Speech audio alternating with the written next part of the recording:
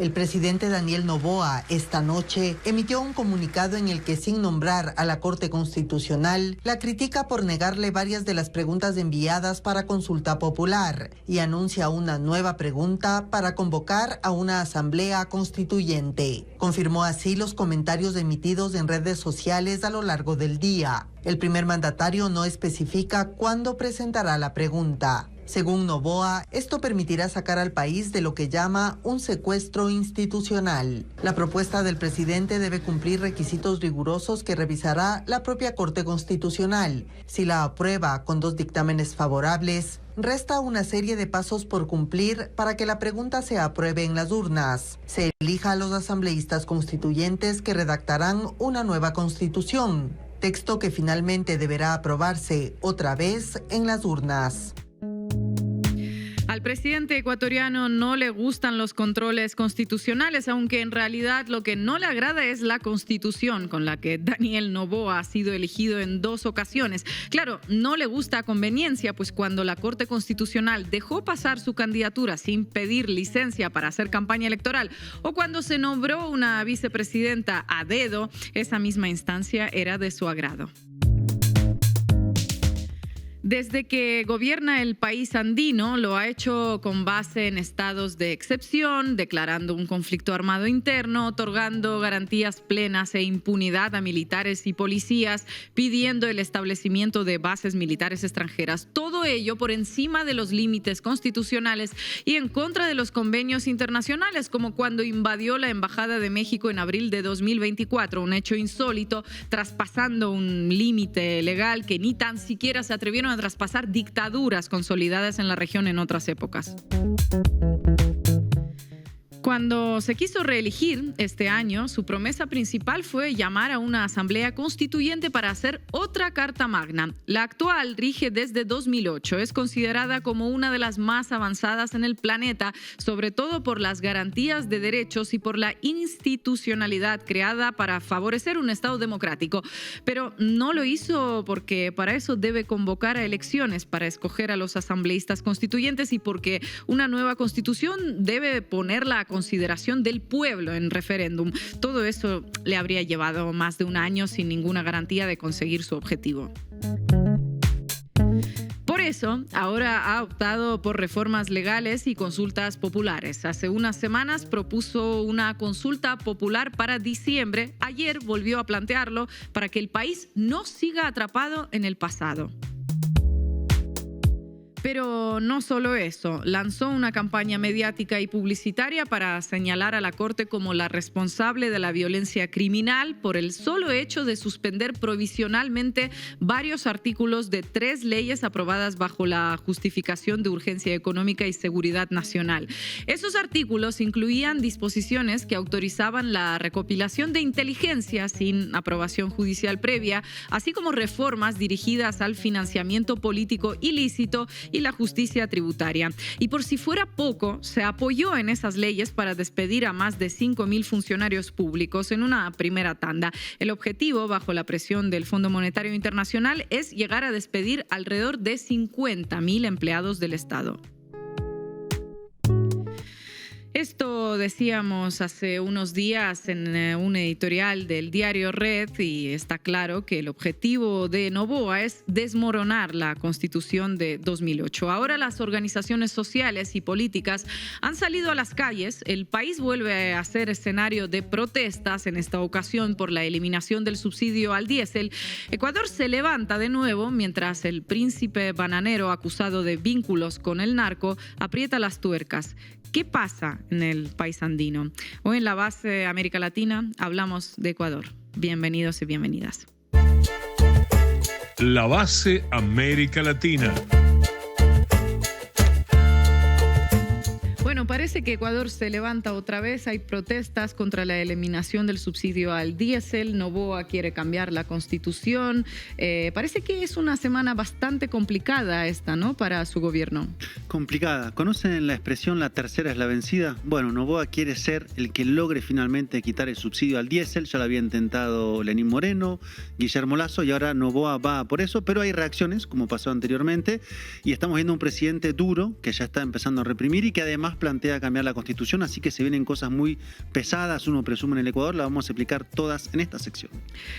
Estefanía, hace unos años me acuerdo durante un estallido social en Ecuador, durante el gobierno de Lenín Moreno, estaba viendo cómo los medios de ese país ponían Bob Esponja mientras el país literalmente ardía. ¿Qué pasa hoy en estos mismos medios? Algo similar. No estás muy lejos de lo que vamos a ver hoy en las portadas, de que los medios ecuatorianos están prefiriendo hablar de otra cosa, citar a Noboa, versiones oficiales. Yo creo que es el momento más oficialista de la mayoría de los medios ecuatorianos, y les voy a contar también cómo en el pasado medios internacionales han hablado de el combustible y las crisis de combustibles en América Latina.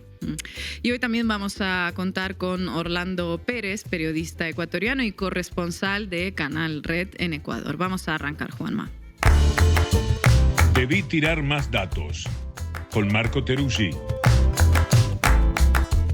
Daniel Noboa está jugando con fuego, o mejor dicho, con el precio del combustible, que en Ecuador es jugar con fuego. Anunció el viernes pasado que quitaba el subsidio al diésel y el precio del galón pasó de $1.80 a $2.80. Esto es un aumento del 55% de la noche a la mañana, que fue decidido sin consultas previas, conversaciones, preavisos. Total, para que un presidente dueño de un emporio bananero pueda hacerlo si se le da la gana.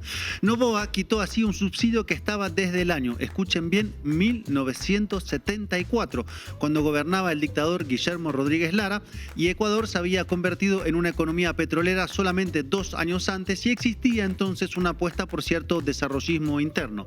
Porque la gasolina en general, pero en particular el diésel, es clave para una economía productiva y el comercio. Es lo que mueve los camiones de carga, los autobuses, los tractores, o sea, el sector agrícola, por ejemplo. Ergo, si aumenta el precio del dólar, aumenta toda la estructura de costos, desde la producción hasta los precios. Por eso, aumentar el precio del diésel provoca tanta reacción negativa, como se vio rápidamente en estos días con las protestas que ya comenzaron.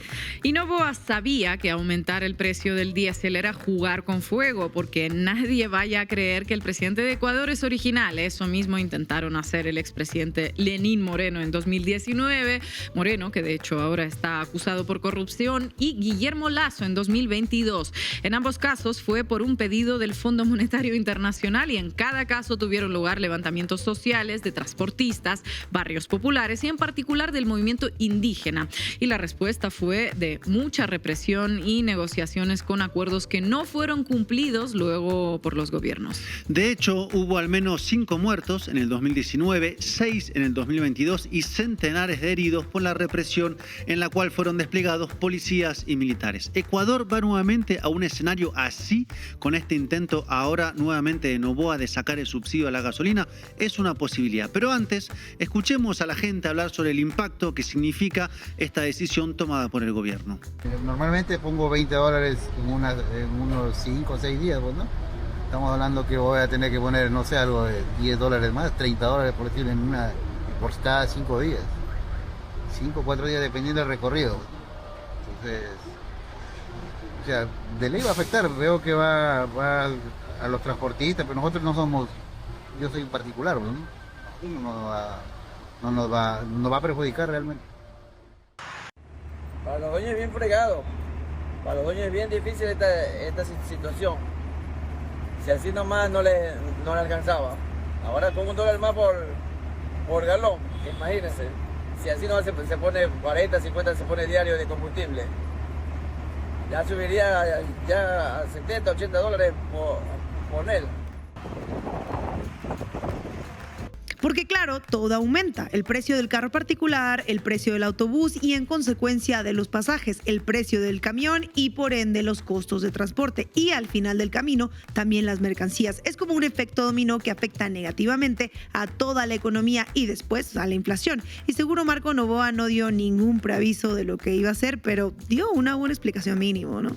Wishful thinking, dicen en inglés. Bueno, empezó a articular algún tipo de explicación este miércoles, ya con las protestas de los estudiantes, los transportistas, los campesinos, prendidas en varias partes del país. Escuchemos lo que dijo el presidente Noboa.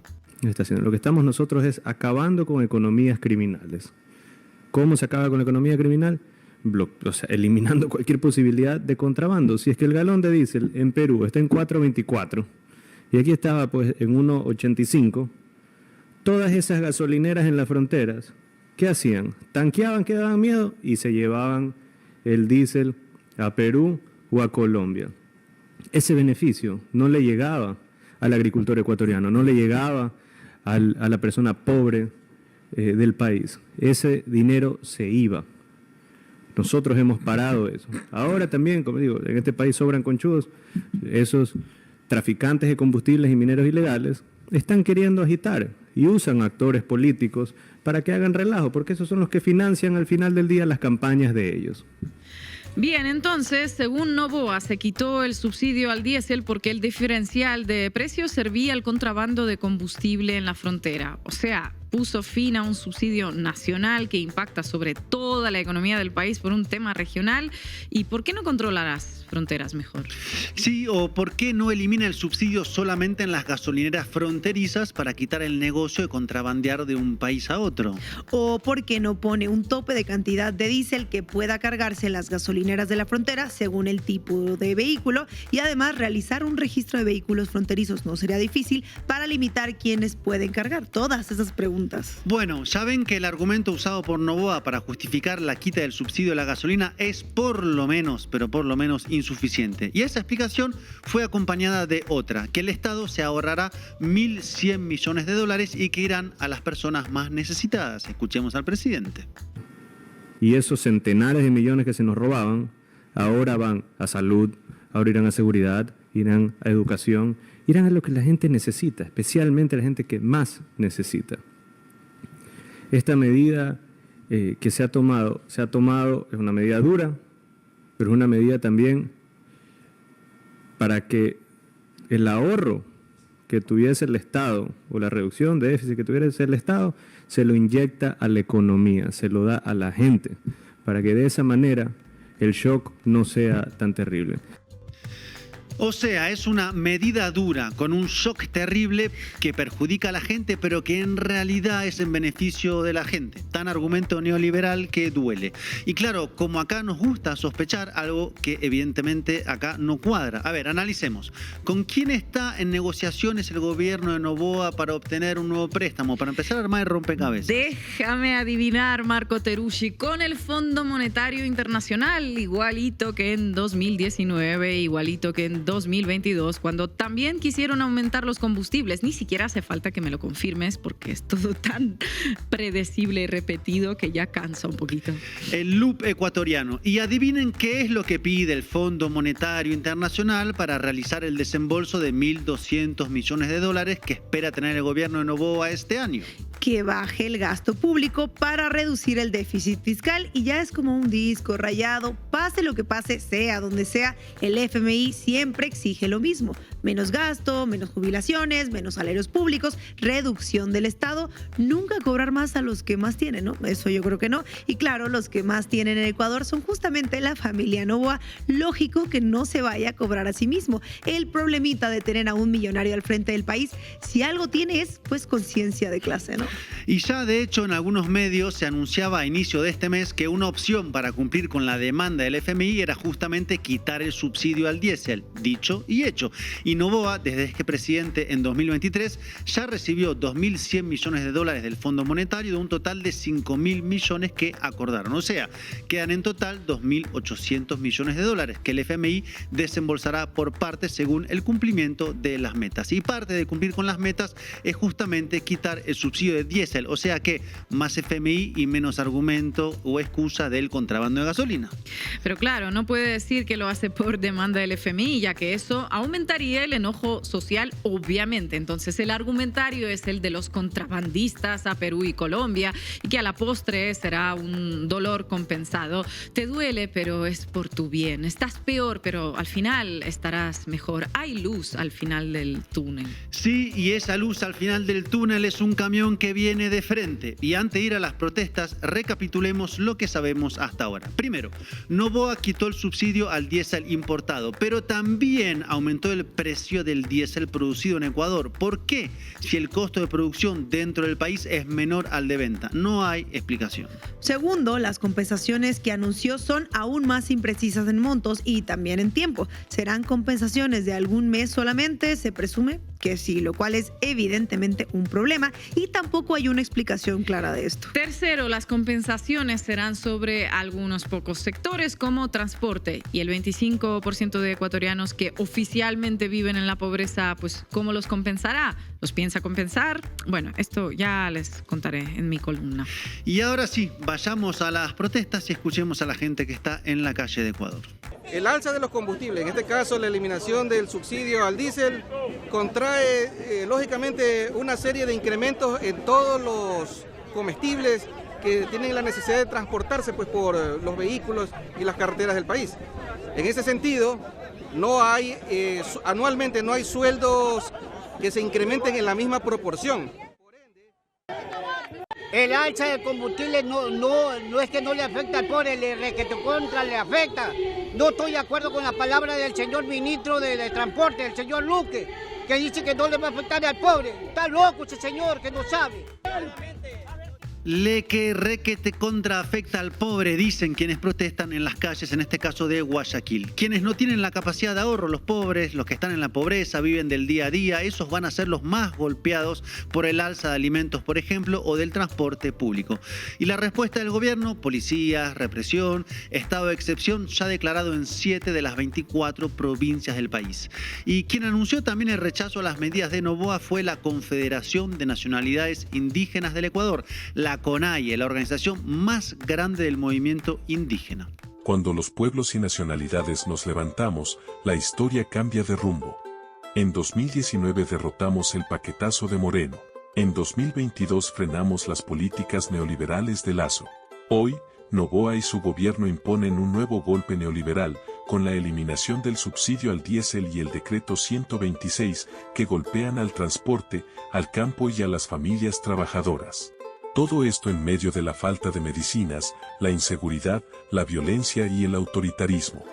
Nuestra fuerza no está en la improvisación, sino en la unidad, la estrategia y la organización colectiva. Porque esta lucha es del pueblo, por la vida y los derechos, estamos preparados para la resistencia.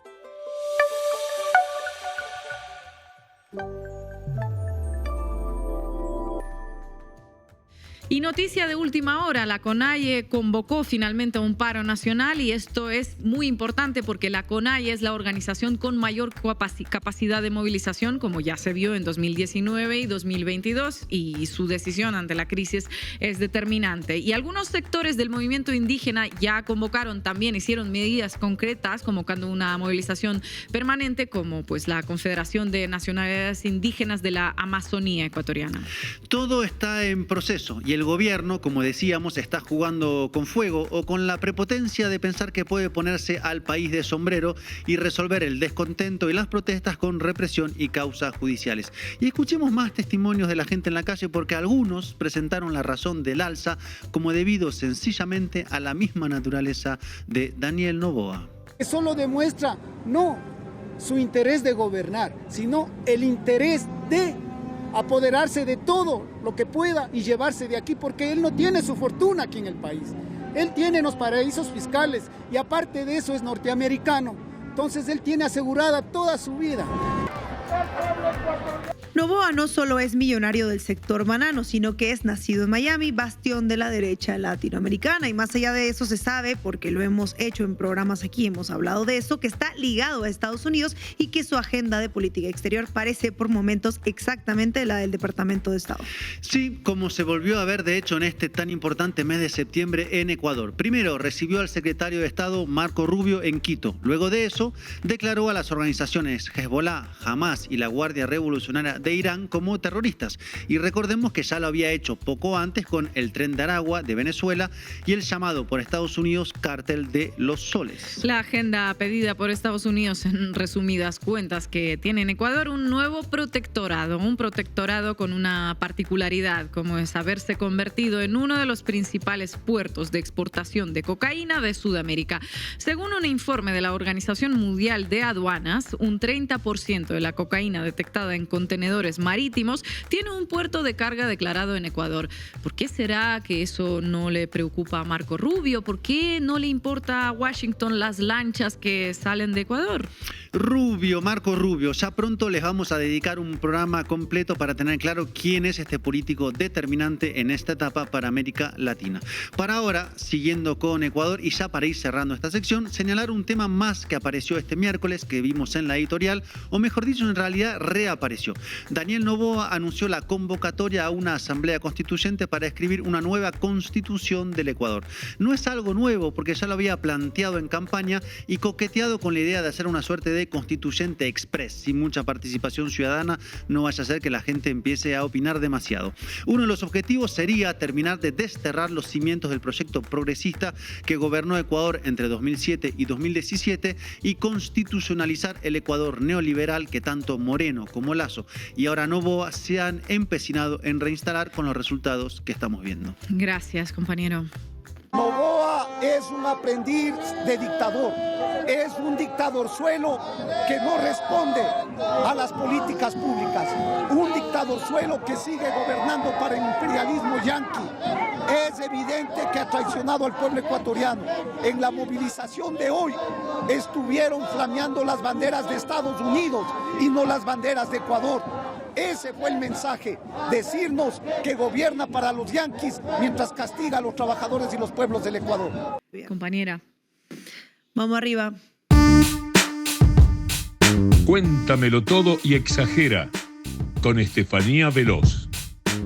Como vimos, Ecuador está que arde. Protestas en las calles, cortes de carretera, estado de excepción y detenciones. Sí, ya nos contaba Marco esta situación, así que imagino que los medios ecuatorianos deben de estar hablando de esto en sus portadas. Empecemos por el periódico Expreso. Bueno, empecemos por él, pero no veo para empezar ninguna foto de ninguna protesta. Bueno, en portada no está, pero aparece abajo de una foto de unos libros algo que dice: el gobierno arrastra el peso de devolver soluciones palpables. Aquí el gobierno de Noboa, bueno, es al que se refieren, aunque no lo dice. No es que esté fallando estrepitosamente, no señor, solo que arrastra el peso como un atlas moderno cargando una noble tarea de devolver soluciones palpables. ¿Devolver soluciones palpables? ¿A quién? ¿A quién se las devuelve? ¿A la ciudadanía? Bueno, este medio nos da una clase maestra del uso de eufemismos para no decir el gobierno de Noboa le está fallando al país porque no ha cumplido. También la portada dice: el ciudadano siente que entrega sin recibir algo a cambio. Les voy a dar la traducción: el pueblo está harto porque Noboa les falla, pero en el medio no lo vamos a llamar insatisfacción para no herir sensibilidades presidenciales. Y además, lo más importante es que no nos explica cómo el ciudadano se siente que está entregando sin recibir. Pues lo hace con protestas que no están en la portada. Es una forma bastante común de decir que uno no está contento. Bueno, seguro en otros periódicos estará, ¿no? Eso en la portada en algún lado. Aprovechando tu duda, vamos a ver, por ejemplo, cómo hablan del estado de excepción impuesto por Noboa. La Hora dice en su titular: ¿qué pasa con las fiestas de Ibarra de la Jora con el estado de excepción? No sé yo ya si reír o llorar, pero mientras hay detenciones por protestas, se suspende el derecho a la libertad de reunión y las Fuerzas Armadas y la Policía Nacional están autorizadas para intervenir, para disolver concentraciones, el dilema del periódico La Hora es: ¿habrá fiestas? ¿En serio? El estado de excepción significa toques de queda, militares en las calles, derechos suspendidos y la prioridad es si bailamos la jora en Ibarra. Lo que pasa es que ustedes no saben lo buenas que son esas fiestas. Prioridades, señores. Si las protestas no importan, al menos avísenos si hay una piñata. Bueno, vamos a ver otra portada. El Correo. Una visita especial llena de belleza y encanto. Y aquí ya no hay ni por qué fingir que les interesa el estado del país. La portada, como ven ustedes, destaca un concurso de belleza en tiempos de subsidios cortados y protestas que afectan al 83% de la población. Optar por ver la belleza y el encanto. A esto le llamo yo ver el vaso medio lleno. Sigan así, muchachos. Otra clara alineación con el poder. En el momento donde la aprobación cae es el universo. Ahí las calles van ardiendo, pero tampoco lo vemos, ¿no? Triunfalismo en mayúsculas. Noboa proclama victoria contra las economías criminales y lo de las protestas, si no es victoria, ¿qué será? No sabemos por la portada. Y si bien hoy no encontramos información sobre las protestas en las portadas ecuatorianas, sí hubo información en medios internacionales. El País, el periódico del Grupo Prisa, Noboa decreta el estado de excepción en 6 regiones de Ecuador después de cortar el subsidio al diésel. La nota resalta que la protesta no ha paralizado Ecuador. bueno, como en otras ocasiones, o sea, tampoco es para tanto. Y además la nota tiene un enfoque positivo y dice, el gobierno desactivó un paro nacional mediante una mesa de diálogo. Y la vocera Carolina Jaramillo aclara, no hay negociaciones, lo que hay son conversaciones y Noboa no va a retroceder. Entonces, si el presidente no va a retroceder, pues diálogo como que no hay, ¿no? El país diría que sí, el país, Grupo Prisa dirían que sí, pero pues suena a plomo o plomo. Y el gobierno ha decidido decretar el estado de excepción, dice el país, por grave conmoción interna en esas zonas en un intento de impedir que la protesta escale, ya suavizando por completo la represión del estado de excepción, porque hay una grave conmoción interna en 6 regiones. No es represión, es una medida necesaria por conmoción interna, que son las protestas masivas que ha dejado a decenas de detenidos como mínimo. Noboa no es un autoritario, es un hombre precavido. Según el país. ¿Quién no saca a los militares a la calle? Según el país, la nota compara fracasos previos también diciendo 2 gobiernos lo intentaron antes sin éxito para posicionar a Noboa como un resolutivo, minimizando detenciones y omitiendo críticas de ONGs sobre derechos humanos, y en esencia la cobertura equilibra el malestar con el avance económico, alineándose con una visión pro reformas que evita cuestionar el impacto social profundo al final de esta decisión. Y aunque no es por subsidios, ¿en qué otro país han hablado de crisis de protestas por combustible, Marco? No fue, de hecho, en Bolivia hace poco, ¿no? Me parece que sí, de hecho hicimos un programa sobre esto. En marzo de este año hubo protestas masivas en Bolivia y el país publicó la escasez de combustible en Bolivia alienta a las protestas de los transportistas contra Arce. Los sindicatos amenazan con una huelga, mientras que el presidente, cada día más contra las cuerdas, asegura que no va a renunciar. A ver, quiero dejar claro que no es que yo sea fan de Arce, lo sabemos, pero en Bolivia Arce es visto como aliado de Evo, que no es precisamente un presidente favorito del Grupo Prisa o de medios corporativos, y es pintado como vulnerable contra las cuerdas. La escasez es un colapso inminente y sus medidas son insuficientes, y se le acusa de perpetuar un modelo fallido con sindicatos como una amenaza directísima. Acá las protestas son graves, les dan cobertura, se alimentan de la crisis, implicando inestabilidad inherente al gobierno, sin matices sobre causas estructurales como dependencia de importaciones, por ejemplo. Claro, ¿y por qué esta diferencia, no, entre Bolivia y Ecuador? El doble rasero pues radica en alineaciones geopolíticas. Ecuador, bajo Noboa, es visto como aliado en Occidente con reformas neoliberales.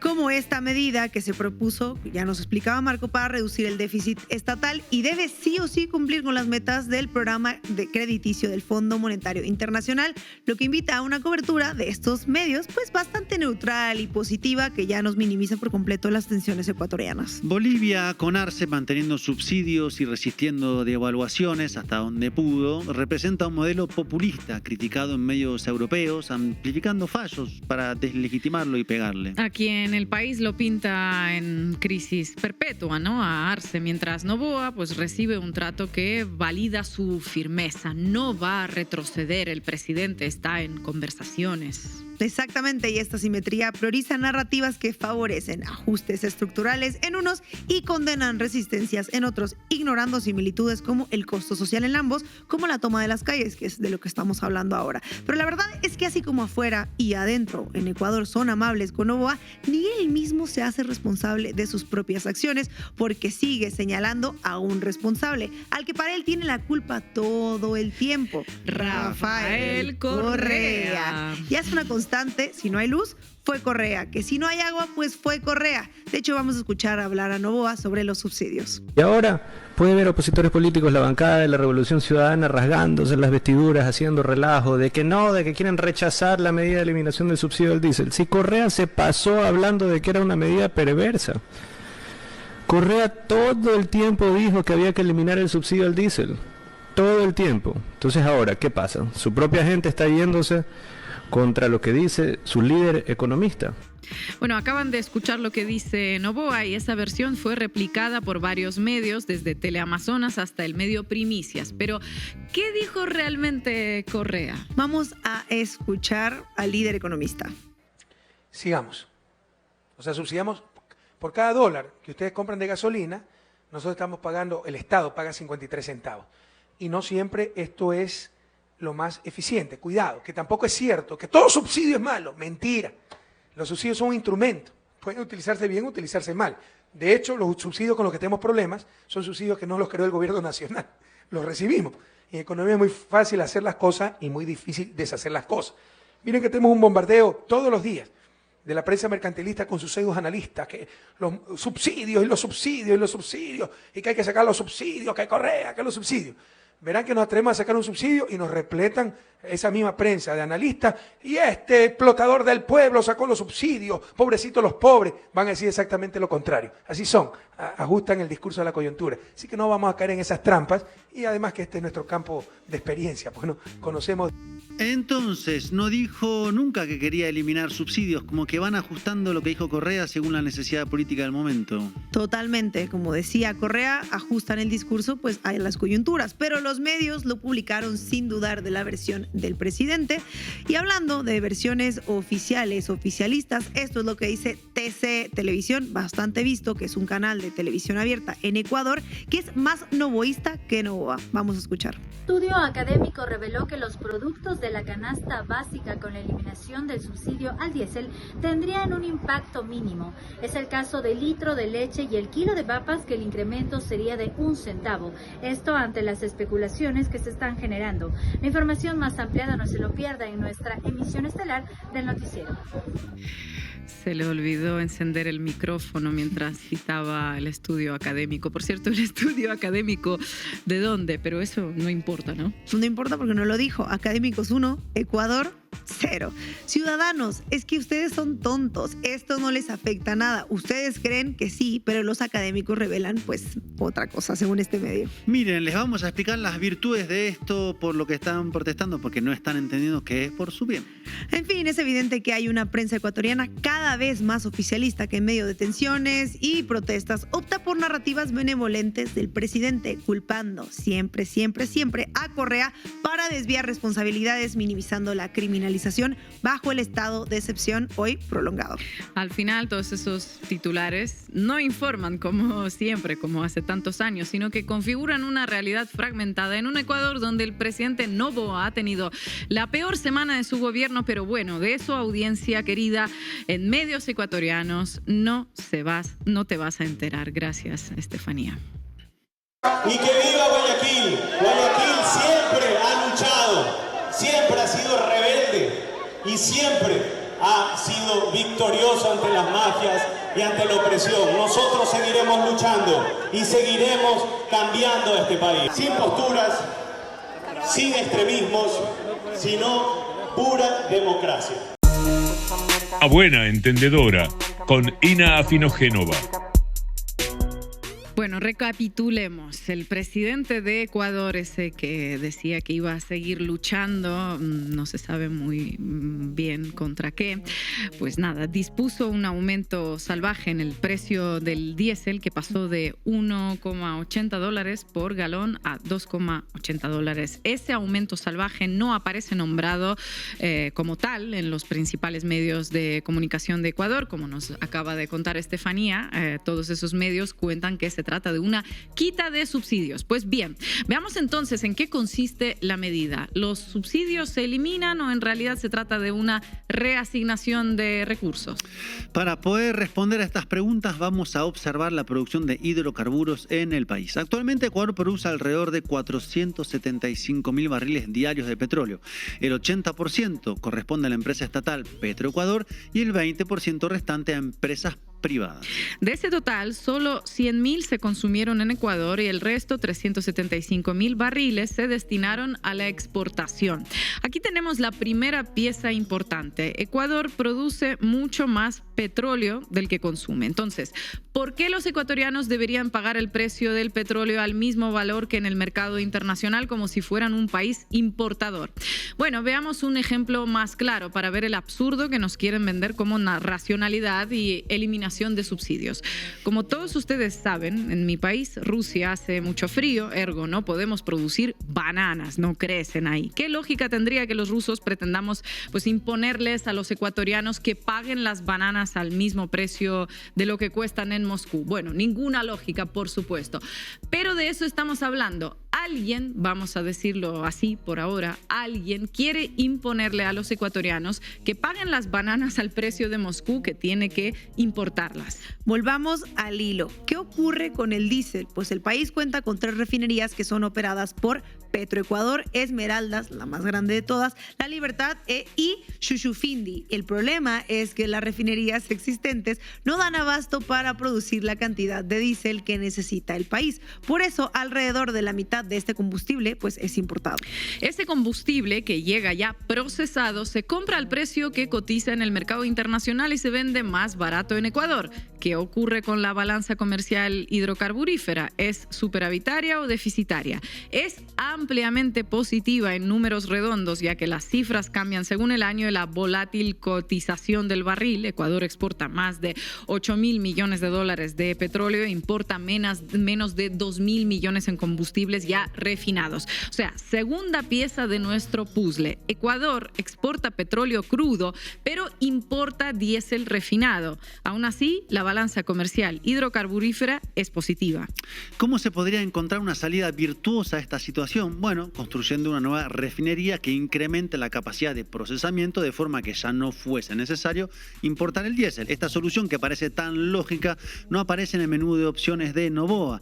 El proyecto de construir una nueva refinería fue enterrado durante el gobierno de su predecesor, el neoliberal Guillermo Lasso. La situación hasta aquí es entonces que el pueblo de Ecuador, propietario de su petróleo, se subsidia a sí mismo a través de la empresa Petroecuador, que pertenece a todos los ecuatorianos. Mediante el aumento salvaje, esto que se llama quita de subsidios, el pueblo de Ecuador dejará de invertir en beneficiarse a sí mismo y pagará el combustible a precio de país importador. Todo un logro, otro más, de la gestión de Noboa. Eficaz, como no podría ser de otro modo, tratándose de un prestigioso empresario hecho a sí mismo partiendo de su herencia, obviamente. El pato de la boda de este aumento serán los trabajadores, que deberán pagar un boleto más caro en el transporte público, los campesinos, que deberán destinar una gran parte de sus ingresos para hacer las tareas de laboreo y cultivar la tierra, o el precio de los alimentos, que será más caro porque aumentará el costo de transportarlos del campo a la ciudad. La pregunta clave es: ¿a dónde irán los 1.200 millones de dólares que el pueblo de Ecuador dejará de gastar en sí mismo? ¿Serán invertidos en otra cosa que también beneficia al pueblo ecuatoriano? Por ejemplo, por tirar una idea así, podrían invertirse en esa nueva refinería de la que hablaba Marco Teruggi recientemente, para terminar con este problema de manera definitiva y poder volver a pagar a precios de lo que son, un país exportador de petróleo. Pero no es ese el plan. ¿Quién está interesado en que aumente el precio del diésel? ¿Quiénes son los que le quieren imponer a los ecuatorianos que paguen las bananas al mismo precio que en Moscú? La orden que recibió Daniel Noboa tiene un mandante bien preciso. Se originó en el número 700 de la calle 19 en Washington, la sede del Fondo Monetario Internacional. ¿Por qué están interesados en este aumento? La especialidad de la casa es que los países gasten menos en su propio bienestar para dedicar más recursos a pagar su deuda externa. Por ese camino, el problema se espiraliza. Los países tienen cada vez menos recursos para gastar en sí mismos. Los ingresos de divisas generados a partir de la exportación de materias primas se fugan hacia las instituciones financieras de Wall Street, la famosa fuga de capitales. Primero se va el petróleo en barco, después se van los dólares que ingresaron por la venta de petróleo. Y ni siquiera hace falta moverlos. Todo ocurre con solo apretar Enter en una computadora y los ecuatorianos se quedan sin petróleo y sin dólares. Bingo, una jugada brillante. Que Petroecuador destine los dólares que obtiene por la exportación a que los ecuatorianos vivan mejor, para que ese maestro rural pueda llegar a su trabajo sin perder todo su salario en el trayecto, es una cosa horrible y espantosa, un subsidio intolerable. Ahora que Petroecuador destine sus dólares para pagar deuda externa y mantener a una burocracia de lujo en Washington y en Wall Street, a esto se le llama un síntoma de madurez y racionalidad. La noticia no es entonces el fin de los subsidios al diésel. La noticia es un aumento salvaje en el precio del diésel. La noticia es también que aumentan los subsidios que Ecuador paga al capital financiero internacional. El pueblo de Ecuador deja de gastar en sí mismo lo que le pertenece para que se lo lleven otros, básicamente. El fin de los subsidios es en realidad el incremento del robo. Ya vendrá alguno a querer vendernos la idea de que la banana en Quito debe costar lo mismo que cuesta en Moscú. Esas personas que quería molestar, lo primero que hice fue pararme en su casa y decir, bueno, aquí estoy. Cualquier problema que tengan me lo pueden contar aquí. Jamás vamos a huir de ningún problema. Nosotros lo vamos a enfrentar.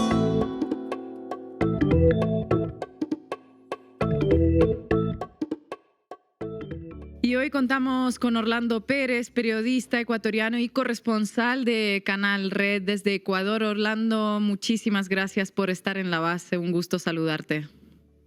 Hola, ¿qué tal? Qué gusto verlos a los tiempos. Un abrazo a la distancia. Orlando, ¿cómo está la situación en Ecuador en estos momentos? ¿Hay apoyo popular a la idea de una asamblea constituyente? ¿Y qué se vive en las calles frente a este quita de subsidio al diésel? Mira, hay dos escenarios con los cuales se podrían reflexionar largamente, pero me voy a concretar en lo siguiente. Creo que fue la peor semana de Daniel Noboa por varias razones. Primero, lo de la marcha contundente, impresionante en Cuenca, que le dio, digamos, un estate quieto, como se dice vulgarmente, a Daniel Noboa en sus afanes de creer que tiene todo el control. Más de 100.000 personas en una ciudad de 450.000 habitantes es una muestra de una manifestación poderosa en contra de la minería, porque la está promoviendo el gobierno de Daniel Noboa para favorecer, por supuesto, a empresas que supuestamente están relacionadas con sus negocios familiares en Ecuador en relación con Canadá. De hecho, se fue un viaje a Canadá solamente para hablar con las mineras y después vino el otorgamiento de la licencia ambiental que provocó la reacción de los cuencanos y de la SUAY en la provincia de la SUAY particularmente. Lo segundo es que la Corte Constitucional le negó el pedido de disminuir el número de asambleístas en el Congreso Nacional o en la legislatura ecuatoriana, lo cual era parte de un elemento populista dentro de la consulta popular para favorecer los votos en función de las encuestas que decían que se reduzca el número de asambleístas. Y lo tercero es que con la aplicación del incremento del diésel o la eliminación del subsidio, que es lo que se cuestiona ahora, se han desatado una serie de manifestaciones, de protestas, de rechazos, incluso bloqueos de carreteras en más de 50 puntos del país, que el día de hoy además toma relevancia con la decisión de la Confederación de Nacionalidades Indígenas del Ecuador de que van a promover una paralización total, movilización general, y a esto el presidente Noboa ha respondido diciendo que quienes impidan el desarrollo, la movilización, el tránsito en Quito, en el resto del país, serán declarados terroristas. Y esto efectivamente ya desnuda a un gobierno que solamente se ha querido imponer alrededor del chantaje, del sometimiento, del hostigamiento y también, por supuesto, de la violación de la Constitución. Pero frente a eso, ¿cuál fue la salida del gobierno? Pues la de pronunciarse a favor de una asamblea constituyente que la mayoría de personas que tratan este tema han considerado que se trata de un elemento disuasorio, distractor, que no ayuda en nada, porque efectivamente convocar una asamblea constituyente podría ser un hecho político de mucha trascendencia, pero también, por supuesto, a lo mejor de un rechazo a las políticas del gobierno de Daniel Noboa. Orlando, gusto en saludarte. Hemos visto en otras ocasiones que las protestas masivas contra la eliminación de subsidios obligan a los gobiernos o al gobierno a recular. ¿Tú crees que estamos en un punto parecido con Noboa o ya nada lo detiene? Mira, aquí solamente se puede garantizar que Noboa se acentúe, que se reafirme en sus postulados, en sus políticas, porque tiene el respaldo primero de los Estados Unidos, su política, sus militares, sus asesores, la embajada, y eso creo que le da cierto sostén, o al menos se sostiene en eso. Segundo, sí creo que ya las encuestas nos están mostrando un cambio radical en la perspectiva de la gente. El 83% de los consultados por una encuestadora estos días ha rechazado o ha dicho al menos que que sí le afecta, el incremento del diésel. Y de ese 83%, el 60% dice que no está contento con la gestión del gobierno de Daniel Noboa, lo cual significaría ya a estas alturas casi que 20 puntos de caída desde mayo, cuando se posesionó por segunda vez. El segundo elemento en este escenario también podría ser tomado en cuenta alrededor de los actores y de los aliados con los que contaba no solamente en el ámbito mediático, en el ámbito empresarial, sino también en la propia asamblea. Si antes tenía una mayoría cómoda que superaba los 80 asambleístas, ahora esa mayoría se reduce a 77, 76, con lo cual alcanza una mayoría casi que con las justas. Y lo que habría que esperar es si efectivamente el postulado, el planteamiento, la decisión de la Confederación de Nacionalidades Indígenas, de algunas organizaciones sociales, como el Frente Unitario de los Trabajadores, que estos días, estas jornadas han estado planteando movilizaciones, acentúa más esa caída y posiblemente fuerce o proponga una salida o un freno a estas políticas neoliberales que creo yo no se pueden asimilar si no fuesen porque son una imposición del Fondo Monetario Internacional. Orlando, gracias por estar en la base. Cuando uno ve el objetivo de cambiar la Constitución, uno puede leer un tiempo más de la coyuntura de la crisis, pero también pensándolo en términos más estructurales, como tal vez el intento de desterrar lo que queda del proceso progresista en Ecuador, que está ahí como todavía garantizado en esa Constitución. ¿Es efectivamente el intento ya de dejar todo aquello que fue el momento progresista y establecer una Constitución neoliberal? Mira, esta pregunta es clave porque obliga a la reflexión desde hace algún tiempo para acá de lo que en realidad quieren el bloque neoliberal, el bloque de derecha. A la derecha ecuatoriana, a la Embajada de los Estados Unidos y a todos los actores que se han juntado alrededor de esta corriente neoconservadora, y algunos hablan incluso fascista en el Ecuador, no les gusta, no les cuadra la Constitución de Montecristi porque es garantista de derechos, porque impide, por ejemplo, que las inversiones extranjeras sean a cualquier nivel, a costa de lo que sea, etcétera, etcétera. No nos olvidemos que además es la única Constitución en el mundo que le otorga derechos a la naturaleza, con todo lo que implica eso en el plano institucional. En segundo lugar, la Constitución de Montecristi incluso establece ciertos límites al autoritarismo, al presidencialismo, a pesar de que muchos dicen que de eso se valió Correa para desarrollar su plan de gobierno, sus políticas públicas, pero en realidad lo que se ha demostrado es que gracias a la Constitución de Montecristi, este sector de la derecha no ha podido instaurarse como un poder autoritario, totalitario, para impedir el desarrollo de algunos procesos democráticos, participativos, concurrentes, de respeto a la naturaleza, de respeto a los derechos humanos y de un nivel de inclusión social mucho más grande, claro, por supuesto, en detrimento de los privilegios que tenía por décadas la derecha ecuatoriana, los empresarios.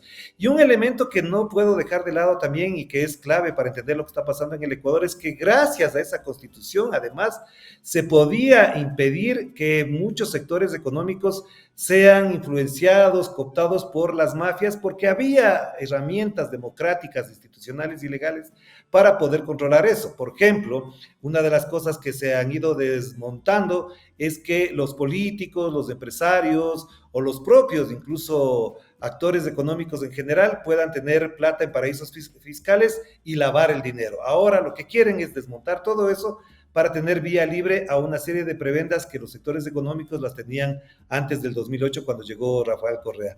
De todas maneras, una constituyente, en las circunstancias que está pasando el Ecuador, en las circunstancias de detrimento de la imagen de Daniel Noboa, podría ser incluso una jugada en su contra, porque posiblemente esa mayoría que se requiere para aprobar la Constitución en su momento podría revertirse si es que no le van bien los números a Daniel Noboa. Pero también es cierto que como han actuado en los últimos meses, en las últimas semanas, podría entenderse lo que ya me han comentado algunas fuentes muy cercanas al gobierno, de que esta constituyente podría ser sin correístas, sin gente de la CONAIE, sin sectores progresistas, para hacer una constituyente express, es decir, rápida, concreta, de no más de 3 meses, de 6 meses, y también con la representación de notables. ¿Qué quiere decir esto? Que sean los constituyentes elegidos, escogidos de ternas, de listas enviadas por las cámaras de la producción, quizá por los medios de comunicación y por supuesto pasando por el filtro de la Embajada de los Estados Unidos. Orlando, muchísimas gracias por tu análisis. Un abrazo desde Ciudad de México. Un abrazo para ustedes también, que la tengan bien. Y llegamos al final del programa. Recuerden suscribirse al canal La Base América Latina en YouTube, activar la campanita. También pueden apoyar nuestro trabajo haciéndose socias y socios de Canal Red con este QR que ven en pantalla. Lo escanean y ya les da unas indicaciones.